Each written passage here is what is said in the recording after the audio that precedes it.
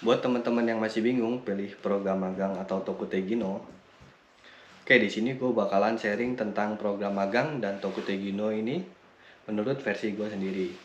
Kebetulan dulu di tahun 2016 gue pernah kerja sebagai pemagang ya di Jepang. Itu selama kurang lebih 1 tahun dan kembali lagi ke Jepang lewat program Tokutegino dari tahun 2022 sampai saat ini. Sekarang 2024 akhir itu udah 2 tahun lebih ya. Oke, sebelum ke situ kita mungkin sedikit informasi tentang program magang dan Tokutegino.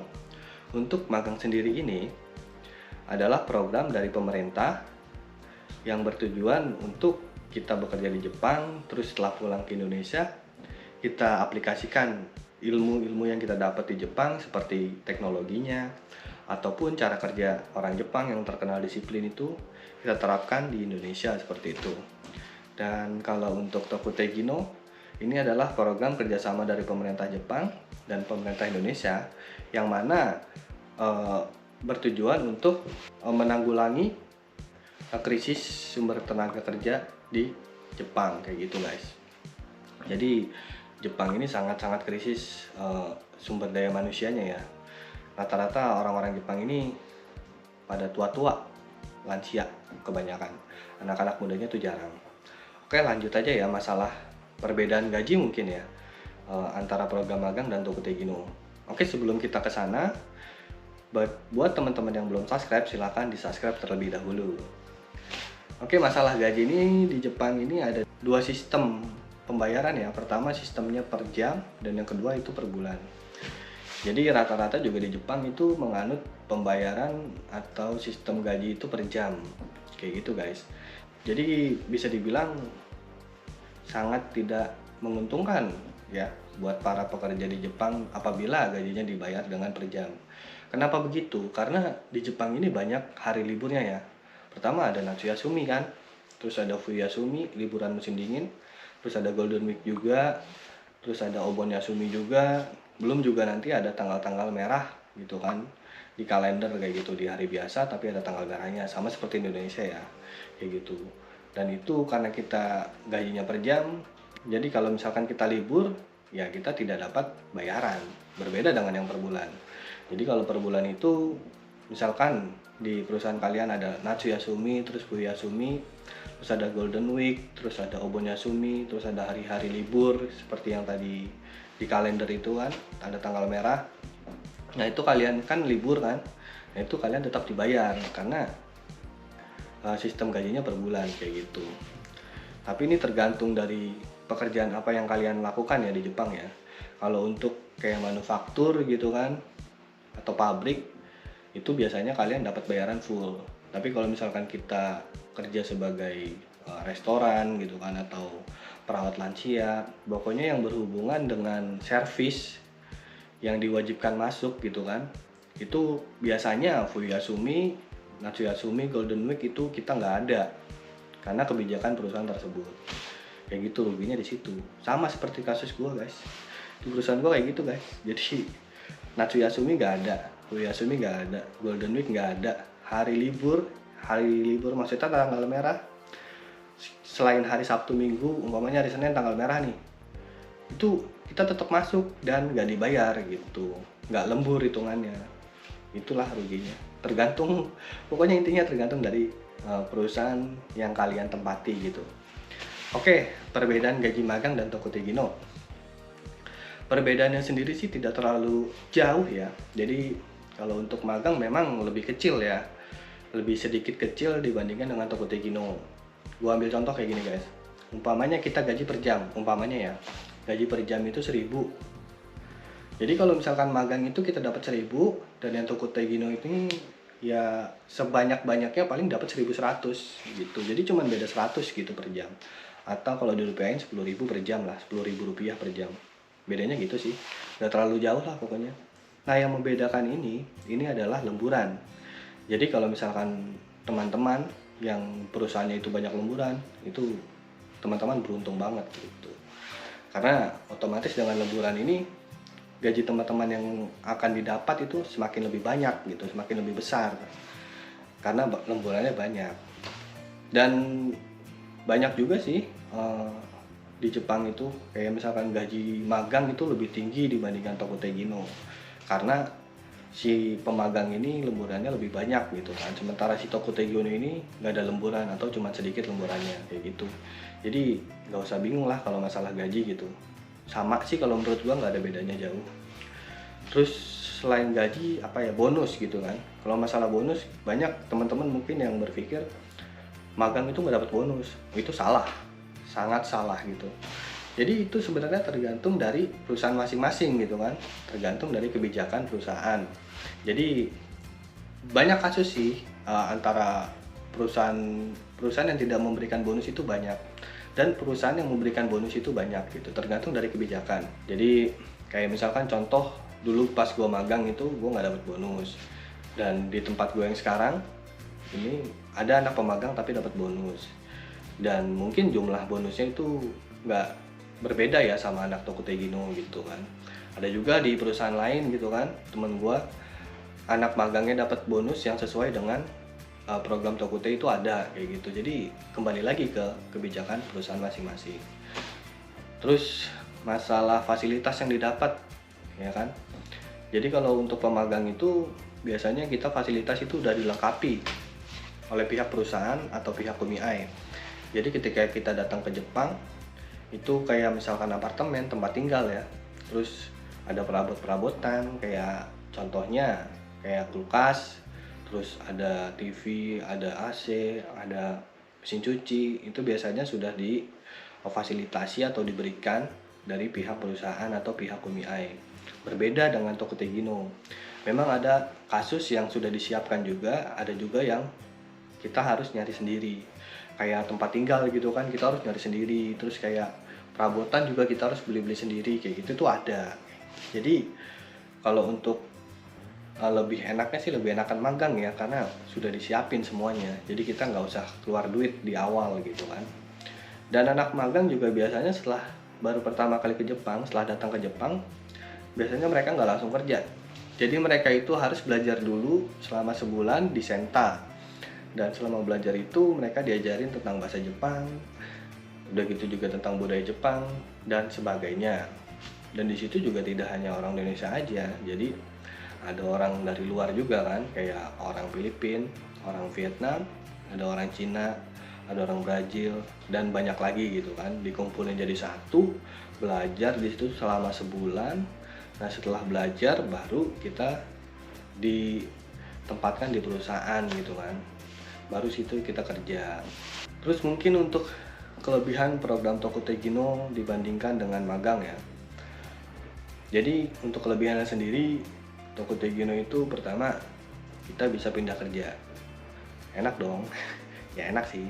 Jadi apabila misalkan kita tidak cocok bekerja di perusahaan A umpamanya kan, kita bekerja di situ tidak cocok. Ya tidak cocok itu ada beberapa hal ya. Contohnya kayak misalkan perusahaan melanggar perjanjian kontrak. Kayak misalkan kita ada lemburan, terus lemburan kita tidak dibayar. Umpamanya kayak gitu ya. Jangan salah guys, di Jepang juga ada kayak gitu. Jadi kita kerja lembur, tapi perusahaan nggak bayar itu ada. Bukan cuma di Indonesia aja, di Jepang juga ada. Jadi banyak ya di Jepang itu kayak perusahaan-perusahaan yang nakal gitu banyak. Itu guys. Nah kalau misalkan seperti itu kita bisa pindah kerja. Terus kalau misalkan kayak kita nggak cocok sama lingkungannya gitu kan, kayak teman-teman di Jepang yang nggak cocok, terus lingkungan yang nggak dicocok, terus kita juga mendapatkan kekerasan gitu kan dari pihak orang Jepang, itu kita bisa pindah kerja bagi yang program Toko Tegino. Nah bagi yang program magang gimana bang? Kalau misalkan ada masalah seperti itu, masalah pelanggaran perjanjian kontrak seperti yang tadi gue sebutkan, kayak lemburan gak dibayar, terus kayak gaji ada yang dipotong tanpa sepengetahuan kita, nah itu kita bisa langsung lapor ke Kumiai, nanti biar ditindaklanjuti oleh pihak Kumiai kayak gitu guys. Jadi kalau masalah kayak kita nggak cocok atau kita nggak nyaman di perusahaan yang kita kerja sekarang ini, ya kalau untuk program magang ya ditahan-tahan aja gitu. Tapi jarang sih kasus yang kayak gitu. Kalau untuk magang biasanya dispesialin gitu, biasanya sih teman, tergantung perusahaan masing-masing lah kayak gitu. Terus yang kedua juga kelebihan Tokutei ini kita bisa bawa keluarga, kita bisa bawa anak istri kita ke Jepang. Tapi ini ada syaratnya guys. Jadi Tokutei Gino sendiri ini dipisah menjadi dua. Pertama Tokutei Gino 1 dan yang kedua itu Tokutei Gino 2. Jadi kita pertama datang ke Jepang visa Tokutei itu otomatis Tokutei Gino 1 ya. Karena untuk apply ke Tokutei Gino 2 ini ada banyak syaratnya ya. Pertama kita harus kerja selama kurang lebih 3 tahun gitu kan di perusahaan yang sama atau di bidang yang sama gitu kan. Nah setelah itu baru kita ikut ujian, dan ujiannya ini juga lumayan sulit ya. Bukan lumayan sulit, sangat sulit katanya sih gitu. Soalnya jarang ya ada yang lulus Tokutei Gino 2. Untuk saat ini sih di tahun 2024 ini ada beberapa orang yang sudah punya visa Tokutei Gino 2, dan gua tanya-tanya mereka, katanya memang persyaratannya itu dan tesnya itu sangat sulit katanya gitu. Jadi harus banyak-banyak belajar gitu kalau buat dapat visa Tokutei Gino 2. Nah setelah dapat Tokutei Gino 2 kita baru bisa mengajak keluarga buat tinggal bareng ke kita. Dan untuk jangka waktu Tokutei Gino 2 ini tidak ada batasannya guys katanya. Jadi kita bisa kerja sampai bosan di sini, sebosannya, entah itu 5 tahun, 10 tahun, 15 tahun, itu tergantung dari teman-teman sendiri katanya gitu. Bisa bawa keluarga kayak gitu. Kalau untuk program magang ini nggak bisa bawa keluarga. Dan untuk pulang ke Indonesia juga, untuk pulang sementara ya, misalkan kayak cuti gitu kan, kita kan dapat cuti. Kalau untuk magang ini kayaknya rada susah ya. Ya kembali lagi sih, tergantung dari kebijakan perusahaan. Ada yang memperbolehkan dan ada yang nggak boleh juga kayak gitu. Kalau untuk Tokutei Gino sih bisa kapan aja pulang. Kebetulan kemarin juga gue habis pulang ya, sekitar 3 mingguan pulang ke Indonesia cuti kan. Gue ambil cuti semua, gue pulang ke Indonesia, balik lagi ke Jepang kayak gitu. Itu bisa. Jadi emang sih rencana gue pulang setahun sekali. Jadi ini tahun pertama gue udah pulang ke Indonesia cuti, terus tahun kedua juga kemarin ini baru banget pulang, ini baru banget sampai Jepang kan. Belum lama, baru 2 minggu di Jepang ini gue setelah pulang itu. Dan untuk pengurusan cutinya itu juga gampang ya, gak ribet. Jadi memang dari awal juga gue udah menyepakati itu di interview awal itu kan, interview sama perusahaan. Gue bilang kan kalau misalkan gue mau pulang ke Indonesia boleh apa enggak gitu kan untuk cuti, dan dari perusahaan menyanggupi, dan mereka juga balik nanya emang ada rencana pulang setahun berapa kali katanya gitu. Ya setahun sekali gue bilang gitu kan. Ya kebetulan juga kan gue udah punya anak istri gitu kan, dan harus gue temuin gitu kan, kangen gitu. Oke, selanjutnya tadi tuh mungkin sedikit ya tentang kelebihan Tokutei Gino. Mungkin dari teman-teman kalau yang masih bingung, mungkin ini saran dari gue ya, sedikit tips dari gue. Terserah ini mau dilakuin apa enggak ya terserah. Jadi kalau menurut gue, kalau misalkan yang baru lulus sekolah SMK gitu kan, SMA sederajat gitu kan, umurnya masih muda, 18, 19 tahun atau 20 tahun gitu kan, itu lebih baik pilih program magang. Kenapa? Karena gini loh guys, jadi kita bisa panjang kerja di Jepang gitu. Jadi program magang ini kan antara ada yang setahun, ada yang 3 tahun, ada yang 5 tahun gitu kan. Biasanya sih 3 tahun kan. Nah kita 3 tahun kerja di Jepang, terus setelah itu bisa nambah 2 tahun lagi jadi total 5 tahun. Nah di rentan waktu ini dari 1 tahun sampai 5 tahun, teman-teman itu bisa upgrade skill gitu, kayak misalkan ambil JLPT N4 lah minimal, terus kayak ambil SSW buat nanti persyaratan upgrade visa ke Tokutei Gino kayak gitu.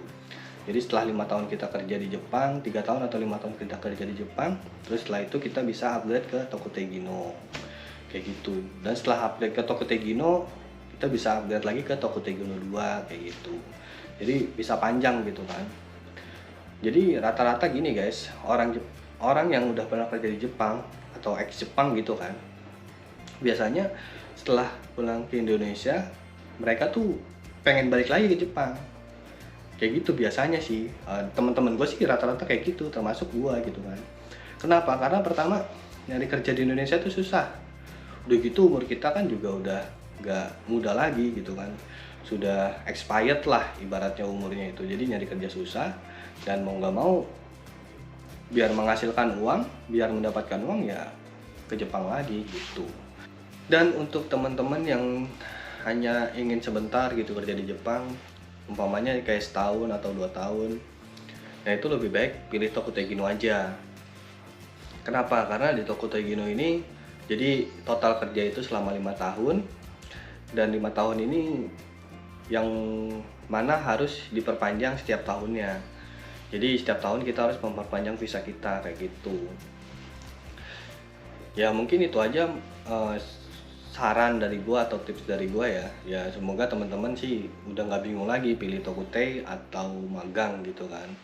Ya mungkin kalau dirasa video ini bermanfaat silahkan di like, di subscribe bagi yang belum subscribe kan silahkan di subscribe, dan dibagikan juga ke teman-teman yang membutuhkan kayak gitu. Oke, sampai sini aja videonya. Semoga bermanfaat, semoga teman-teman sehat selalu, semoga yang lagi proses ke Jepang dilancarkan prosesnya gitu kan, dan gue tunggu di Jepang. Oke, thank you guys. Wassalamualaikum warahmatullahi wabarakatuh.